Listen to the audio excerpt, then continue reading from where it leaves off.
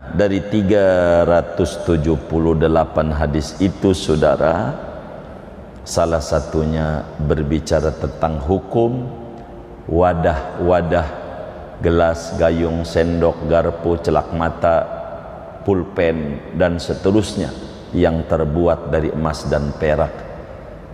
Hukumnya haram dipakai baik laki maupun perempuan. Kata Siti Maimunah, satu dari 378 hadis, qala Rasulullah sallallahu alaihi wasallam, alladhi yashrabu fi ina'il fiddah innama yujarjiru fi batnihi nara jahannam. Orang, mau laki mau perempuan, yang perabotannya minum dari gelas, cangkir, muk, cawan, wajan, apa aja ada namanya, yang terbuat dari perak, hukumannya akan bunyi dari perutnya geruyuk-geruyuk air yang dituangkan, tapi bukan air, tapi api neraka jahanam. Artinya haram menggunakan wadah-wadah yang terbuat daripada perak dan emas.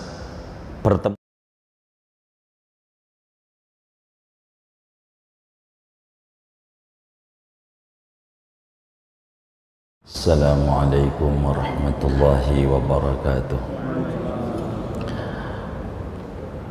Bismillahirrahmanirrahim. Alhamdulillahi rabbil alamin.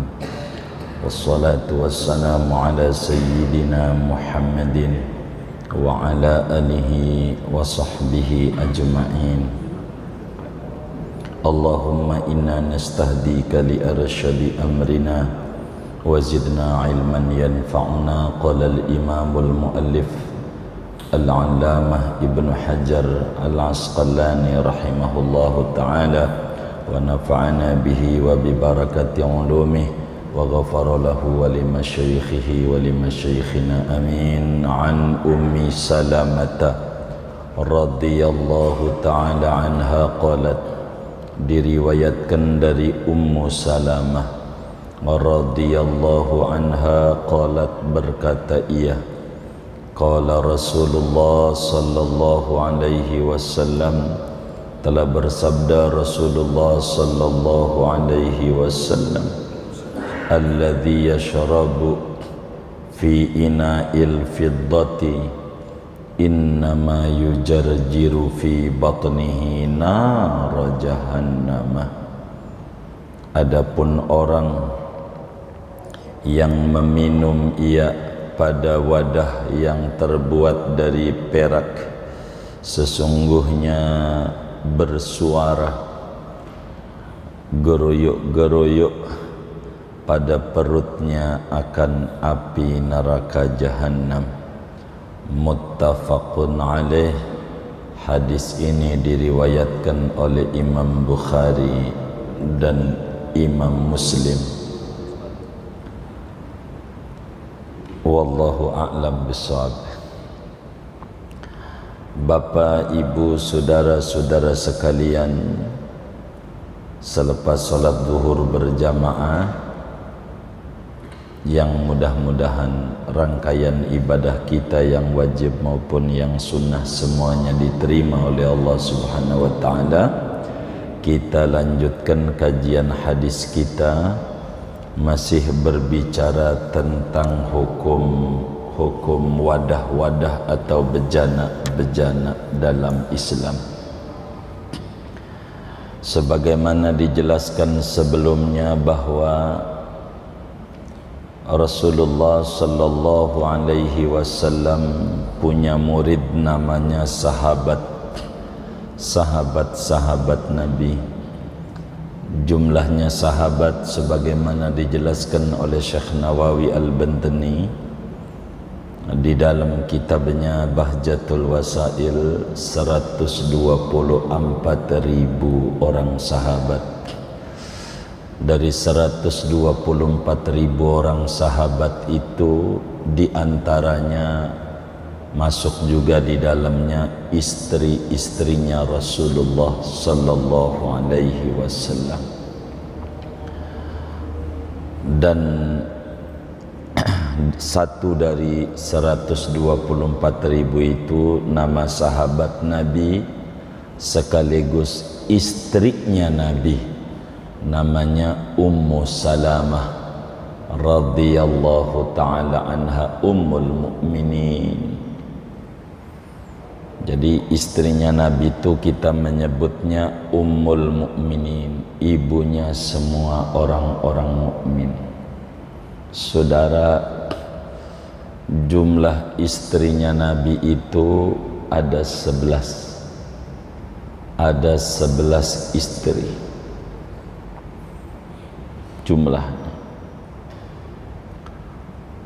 Yang meninggal duluan 2. Jadi waktu Rasulullah wafat jumlahnya 9 istrinya Nabi. Mana-mana istrinya Nabi itu? Pertama, istrinya Nabi namanya Siti Khadijah binti Khuwailid. Dari Siti Khadijah itu ada 6 Nabi punya anak. 6 dari Siti Khadijah, 2 laki 4 perempuan. Kemudian istri Nabi itu namanya Siti Saudah binti Zam'ah, nenek-nenek yang banyak anaknya, bisa mengurus. Inilah anak-anak Nabi itu setelah wafat daripada Siti Khadijah yang ngurus Siti Saudah binti Zam'ah. Kemudian Siti Aisyah putri Sayyidina Abu Bakar Siddiq radhiyallahu taala anha. Keempat, Siti Hafsah putri Sayyidina Umar bin Khattab radhiyallahu taala anhu. Kemudian Siti Zainab binti Khuzaimah. Udah berapa tuh ya? Udah berapa? 5. Kemudian Siti Juwairiyah binti Haris. Udah berapa? 6. Kemudian Siti Zainab binti Jahash. Kemudian Ummu Habibah binti Abi Sufyan. Kemudian Siti Sofiyah binti Huyai. Kemudian Siti Maimunah binti Haris radhiyallahu ta'ala anha wa an jami' ummil mu'minin. Udah berapa ya? 10 ya. Kemudian ini yang mau kita bedah hadisnya, Ummu Salamah nama aslinya Hindun binti Abi Umayyah. 11 istrinya Rasulullah SAW. Dari 11 itu semuanya janda kecuali Siti Aisyah. Siti Aisyah saja.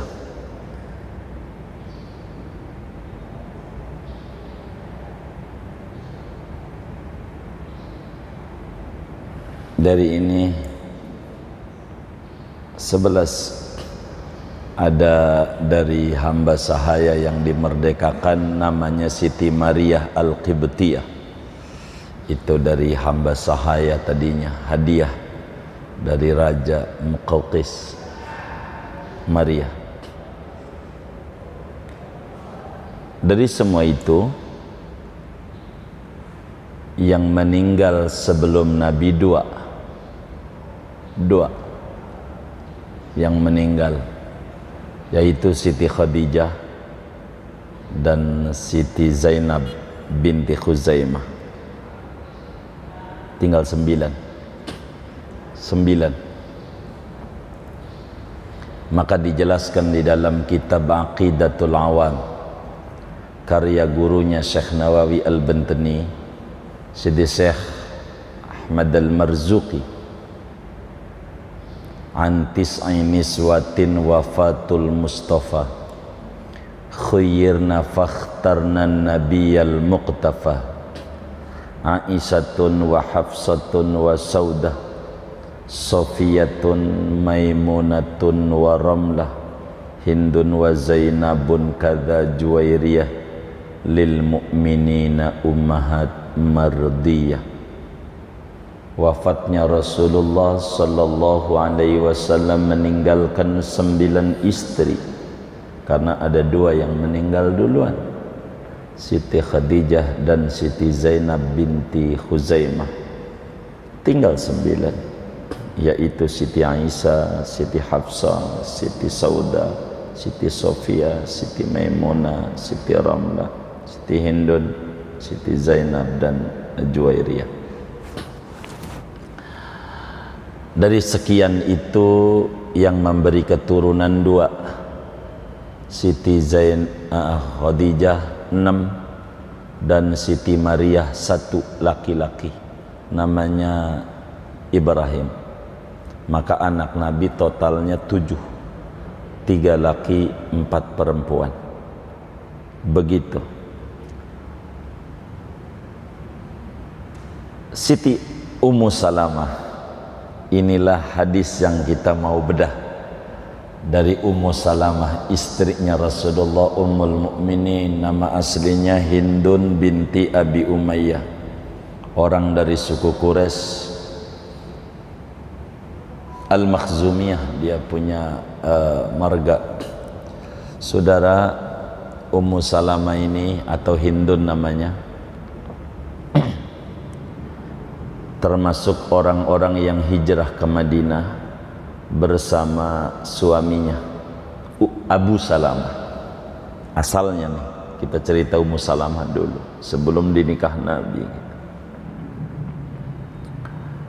Hijrah ke Madinah dengan Abu Salamah. Saat meletus perang Uhud, lakinya Ummu Salamah, Abu Salamah ini kena luka cukup parah, tapi masih bisa ikut perang tahun kedua Hijriah, peletus perang Uhud. Namun Abu Salamah 2 tahun berikutnya wafat. Bekas luka yang luar biasa perang Uhud itu membekas. Maka di tahun keempat Hijriah wafat Abu Salamah. Ummu Salamah anaknya banyak, perempuan yang alim, solehah luar biasa, cerdas. Ketika perjanjian Hudaibiyah ikut memberikan ide dan masukan waktu di Mekah. Maka ketika wafat Abu Salamah ini, Abu Bakar pun ingin menikahi perempuan mulia ini. Tidak mau, anak saya banyak. Begitu juga Sayyidina Umar. Namun waktu wafatnya lakinya Abu Salamah ini, Ummu Salamah datang menghampiri Rasulullah SAW menyampaikan, Ya Rasulullah, suamiku Abu Salamah meninggal dunia dari bekas luka yang dulu perang Uhud tuh, bertahan hanya 2 tahun. Kata Nabi, Ummu Salamah, kau doa, jangan gak doa. Maka doa. Bagaimana doanya ya Rasulullah?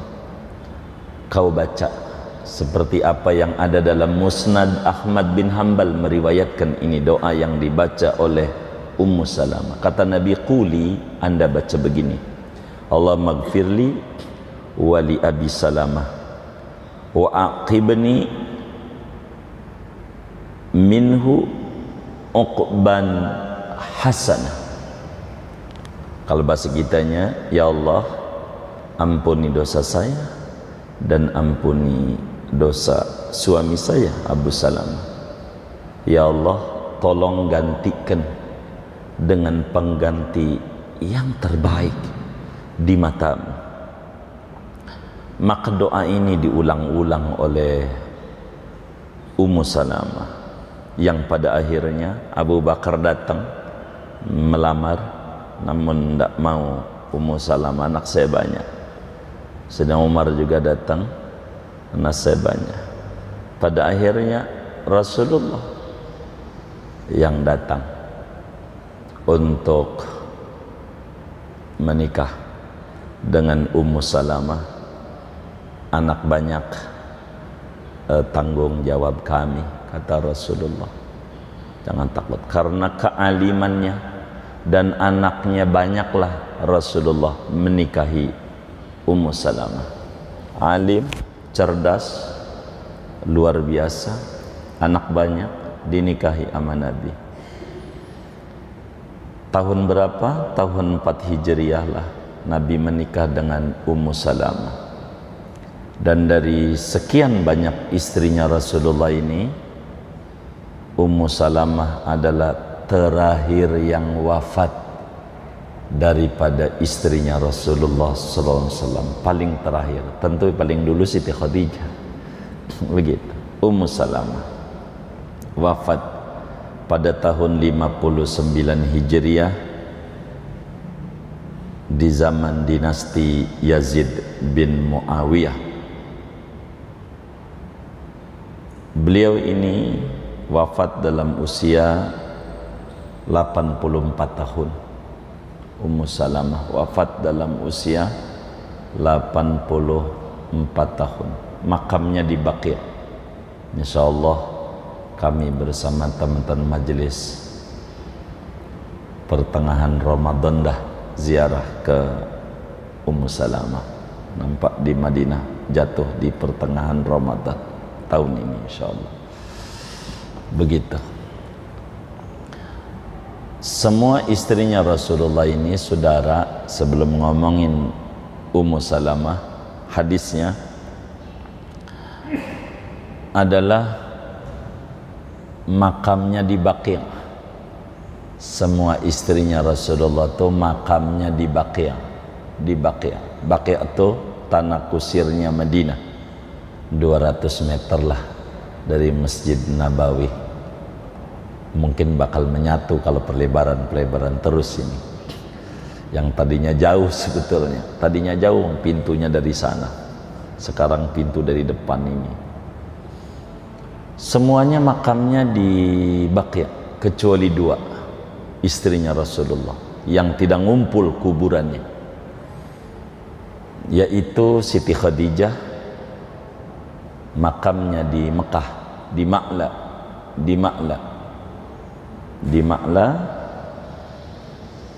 Insyaallah kita ziarahi, dan hampir rata sebagian besar teman majelis seluruh istrinya Rasulullah sudah diziarahi, semua rata teman-teman majelis. Siti Khadijah makamnya di Ma'la, tanah kusirnya Mekah. Dan yang kedua Siti Maimunah binti Haris.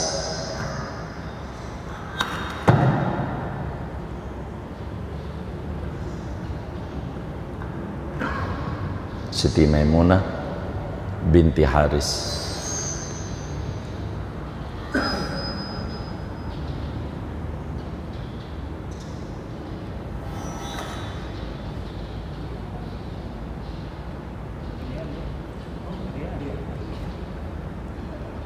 Sudah cukup ya tadi.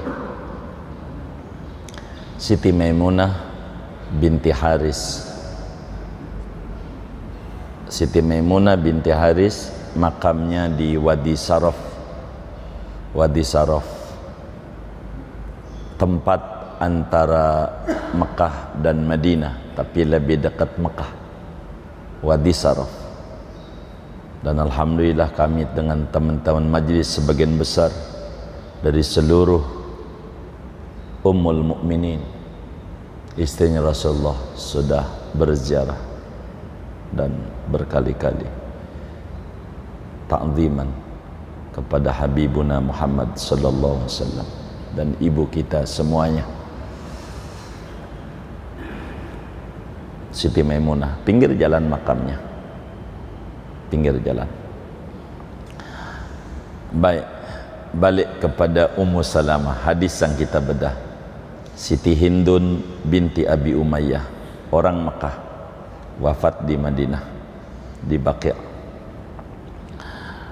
Beliau ini banyak meriwayatkan hadis tentang hukum. Muridnya banyak, Abu Hurairah juga muridnya banyak.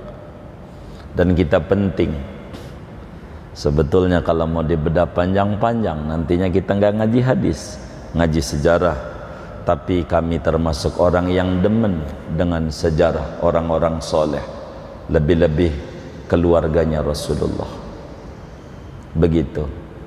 Banyak perempuan muslim mengidolakan artis-artis. Kenapa? Karena kehilangan idola. Karena kehilangan idola dia. Dia tidak mengenal siapa Siti Khadijah. Muslim perempuan banyak tidak mengenal siapa Siti Aisyah, siapa Siti Fatimah dan seluruhnya dari yang terdekat dengan Rasulullah ini. Kalau mengenal, akan terkagum-kagum dengan kehidupan-kehidupan mereka. Itu begitu. Dari Siti Aisyah, meski Rasulullah itu Siti Aisyah gadis tapi tidak punya keturunan, maka ini menjadi pelajaran bagi muslim yang nggak punya keturunan. Ini istrinya Rasulullah nggak punya keturunan, alim, pinternya luar biasa, cerdas. Tentu ada hikmah untuk mendapatkan banyak tentang Rasulullah. Kalau ngurus anak nggak keburu untuk mengajar kemana-mana Siti Aisyah, menyampaikan apa yang beliau dapat dari Rasulullah. Ini hikmah tersendiri membedah ini. Jadi keliru orang membaca tentang Rasulullah dianggap seks maniak, itu keliru. Dia harus membedah tentang kehidupan yang ada. Jangan, malah Siti Saudah memurni, nenek-nenek tua banget. Begitu Siti Saudah, udah nyainya itu. Nenek, jauh terpaut dengan umur Rasulullah semuanya. Siti Aisyah ajalah yang mudaan. Siti Maimunah, hadis yang tersebar dalam berbagai kitab hadis daripada Siti Maimunah, Siti Ummu Salamah, Hindun binti Abi Umayyah, dari berbagai kitab hadis yang ada, Bukhari, Muslim, Abu Dawud dan seterusnya, 378 hadis ini disampaikan kepada umat daripada hadisnya Rasulullah. Tidak banyak, tidak seperti Siti Aisyah 1210 hadis, tidak banyak, karena Siti Aisyah nggak ada anak. Begitu banyak mengajar. Nah, dari 378 hadis itu, saudara, salah satunya berbicara tentang hukum wadah-wadah, gelas, gayung, sendok, garpu, celak mata, pulpen dan seterusnya yang terbuat dari emas dan perak. Hukumnya haram dipakai baik laki maupun perempuan.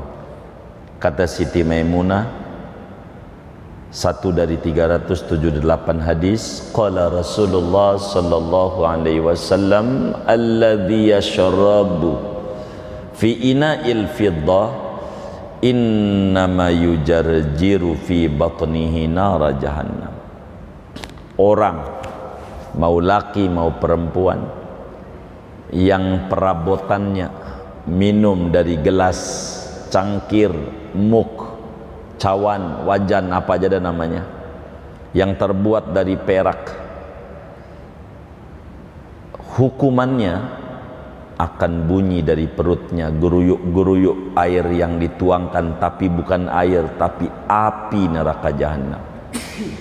Artinya haram menggunakan wadah-wadah yang terbuat daripada perak dan emas. Pertemuan yang lalu sudah dijelaskan tentang emas secara detil, dan ini perak dipertegas lagi dengan hadis Siti Ummu Salamah. Bahaya di akhiratnya kalau orang minum dari gelas, muk, cangkir, apa aja yang terbuat dari perak, hukumannya sama seperti minum di dunia itu gelegak air, tapi nanti bukan air, bentuknya api neraka jahanam.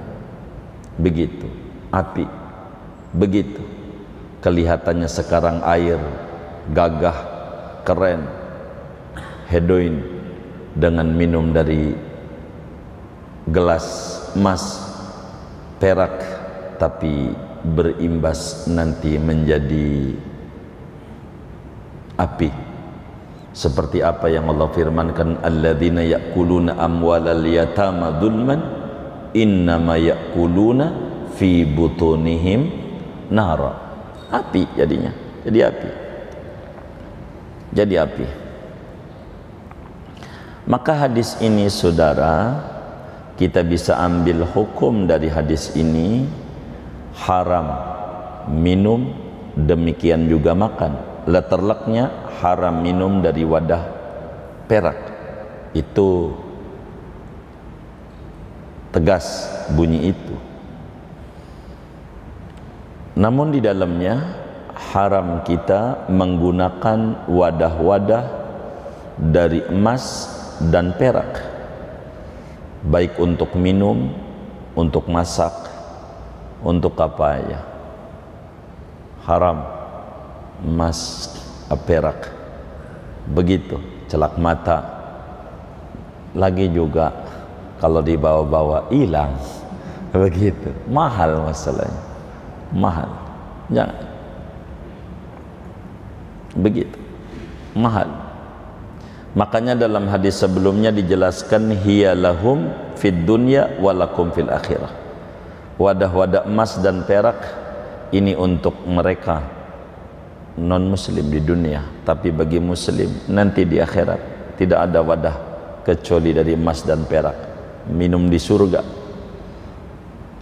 Ya, kita beribadah saja, moga kita semua jadi masukkan ke dalam surganya Allah Subhanahu wa ta'ala. Begitu. Dari hadis ini larangan Rasulullah itu basyir nadhir, pemberi kabar gembira, pemberi kabar takut. Artinya tidak memaksa, la ikraha fid din, kan enggak dipaksa, hanya kasih informasi, terserah Anda, dikasih akal.